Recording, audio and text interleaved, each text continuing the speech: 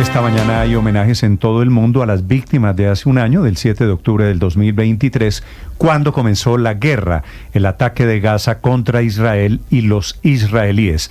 El ataque, uno de los principales que está cambiando el curso de los hechos en el Medio Oriente, es conmemorado inclusive hoy por el secretario general de Naciones Unidas, que le rinde homenaje a las víctimas. Silvia Carrasco. Sí, Néstor, ha sido un día de homenajes, de recordar lo que pasó ese 7 de octubre de 2023, cuando Israel sufrió el peor ataque de su historia, desde que existe Israel como país allí en Medio Oriente. La verdad es que los homenajes han sido en todos los lugares del mundo. En Londres se juntaron más de 30.000 personas en ese homenaje, pero también en Australia, en Nueva Zelanda, en Estados Unidos.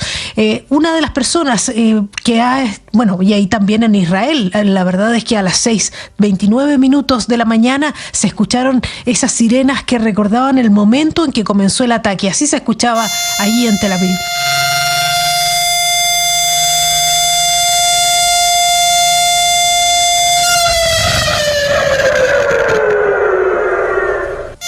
La gente allí se ha reunido multitudinariamente, pero en silencio, para recordar no solo a las personas que han muerto producto de ese ataque, sino que también a las personas que siguen secuestradas en manos de Hamás.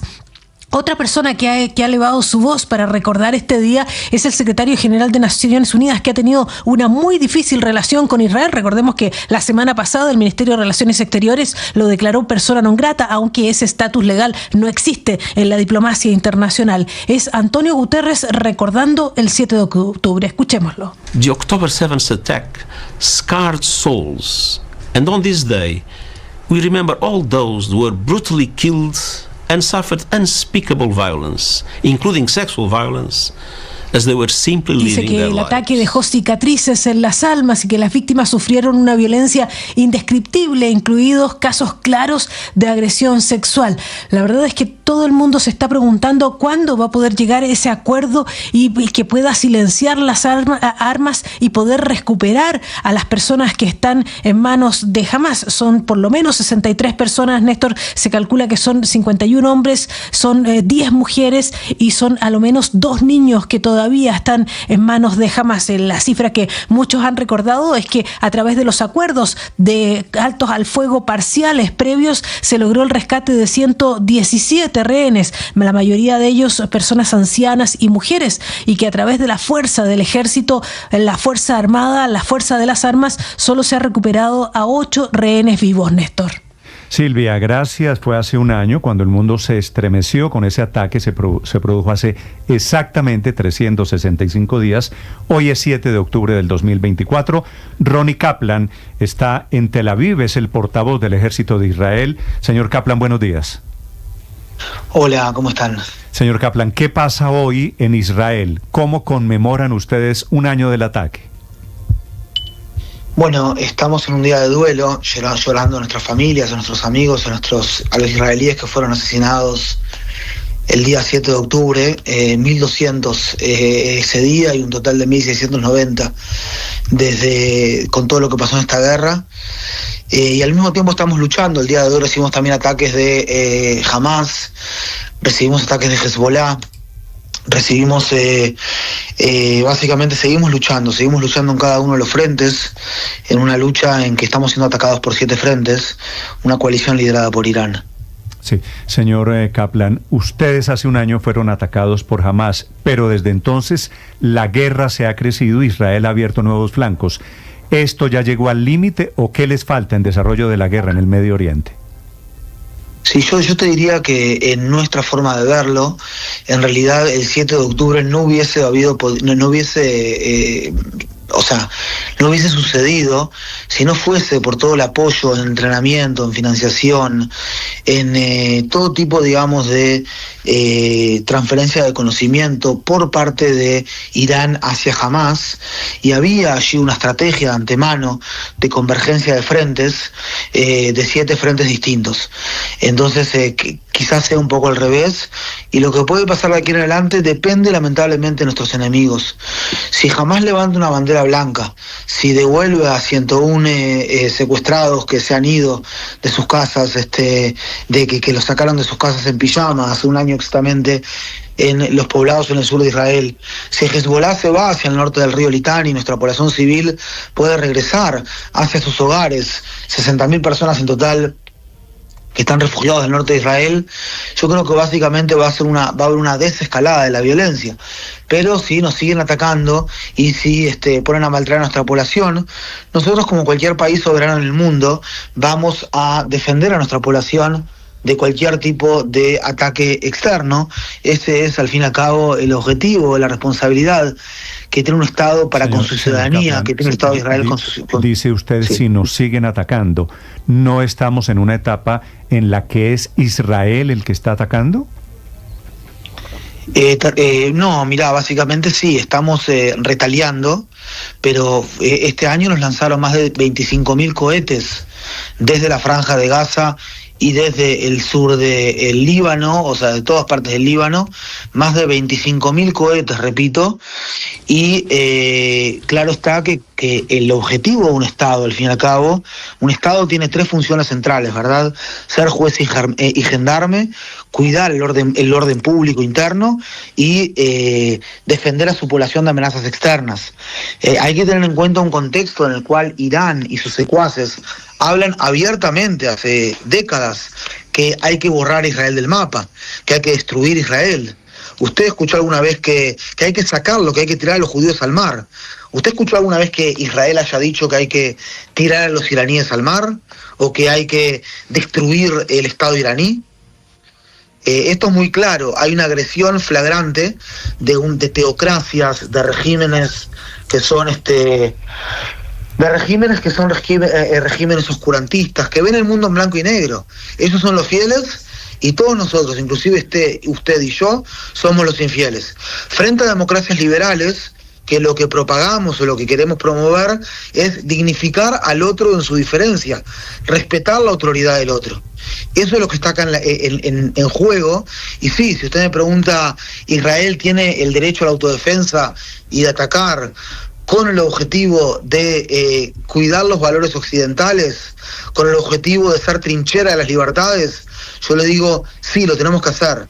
Por eso, por los israelíes, por mi esposa y por mis hijas y por mi hijo.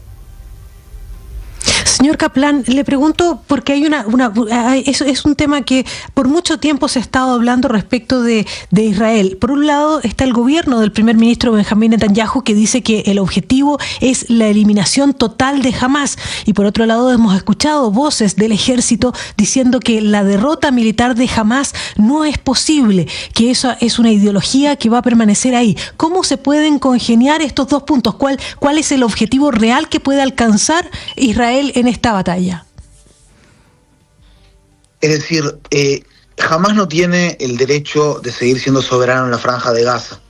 Lo ha sido en los últimos 17 años, y en todo ese tiempo lo que hizo es, en vez de darle seguridad y construir algo para su población civil, fue todo armar un ejército para luchar contra nuestra gente, ¿verdad? Imagínense si Hamás hubiese utilizado todo ese concreto de los túneles para defender a su población civil, como Israel lo utiliza para hacer refugios para su gente, por poner un ejemplo. Ahora, yo creo que no hay ahí una diferencia. Hay que desmantelar a Hamás desde el punto de vista militar y desde el punto de vista gubernamental. ¿Acaso se puede que no tengan ni un solo cohete más de estos decenas de miles de cohetes que tenían? Seguramente no. ¿Acaso se puede eliminar a todos y cada uno de los terroristas de Hamás? Eran 40.000 antes de la guerra, en este momento nosotros hemos eliminado unos 17.000. Seguramente no se puede 100% a todos, pero lo que hay que tener en cuenta es que Hamás no puede seguir siendo soberano en la Franja de Gaza, porque porque explota a su gente, explota la economía, explota la... De los 42.000 muertos que hay en esta guerra del Medio Oriente a hoy, ¿17.000 eran terroristas? Sí, 17.000 muertos. Yo lo que digo es lo siguiente: 17.000 muertos al menos en la Franja de Gaza, son terroristas. Y los 42.000 es algo que ojalá y no hubiese un muerto civil, sabemos que lo hay y lo lamentamos profundamente, pero ese número 42.000 que usted utiliza es un número del Ministerio de Sanidad de la Franja de Gaza que está 100% sujeto al grupo terrorista que cometió la masacre que cometió el día 7 de octubre. ¿Por qué usted lo toma por cierto? Sí, no, le pregunto entonces, ¿y qué cifra tiene usted si no son 42.000? No son cifras del Ministerio de Sanidad en la Franja de Gaza, son juntados también los que hay en el Líbano. Son 42 muertos y así usted me diga que hay 17.000 terroristas, querría decir hay 25.000 civiles que no lo eran. Sí, ¿y usted escuchó hablar del concepto muerte natural? ¿Y usted ha visto las imágenes? ¿Usted ha visto, no solamente, usted ha visto no solamente, los bombardeos, no solamente que he visto las imágenes, no solamente que he visto las imágenes, estoy de duelo hoy por amigos que están muertos. ¿Tú tienes amigos muertos en esta guerra? Sí, señor, claro que sí, de los dos lados. Perdón, sí, ¿quién es tu amigo muerto en esta guerra? No, pero señor Kaplan, no voy a entrar. Es que no le acepto que usted me recrimine de quién es mi amigo muerto. Le estoy preguntando, ¿qué cifras tiene usted de los civiles muertos en la guerra del Medio Oriente? Usted es el vocero del ejército israelí, no yo. Perdón, en un conflicto, es decir, una de las partes en el conflicto tiene que reportar la cantidad de víctimas de la otra parte en el conflicto. Cuéntame algún conflicto que sea así. Usted me está diciendo que no cree en las que le estoy mencionando de 42.000. Bueno, porque soy portavoz del ejército israelí hace un par de años y en todas las operaciones en la que he estado, unas semanas después de que termina la operación, básicamente se muestra a las claras cómo Hamás está mintiendo. ¿Cuántas víctimas dice Hamás que hay terroristas en la Franja de Gaza? ¿Qué número tiene usted? Una pregunta, ¿usted sabe también que Israel lanzó o envió más de 43 millones de avisos desde el 7 del 10 para que la población civil en la Franja de Gaza evacúe antes de alcanzar posiciones? Otra pregunta más, ¿usted sabe que la población en Gaza se multiplicó 5 veces desde el año 48 en los últimos 76 años con el establecimiento del Estado de Israel, en el cual y nunca antes en la historia de Gaza se había multiplicado un 500% en 76 años? Otra pregunta tengo para usted. ¿Usted sabía también que en las guerras de Israel, usted sabía que Hamás utiliza su propia población como escudos humanos y fue quien agredió, quien secuestró, quien sigue secuestrando y quien ataca de forma indiscriminada a civiles?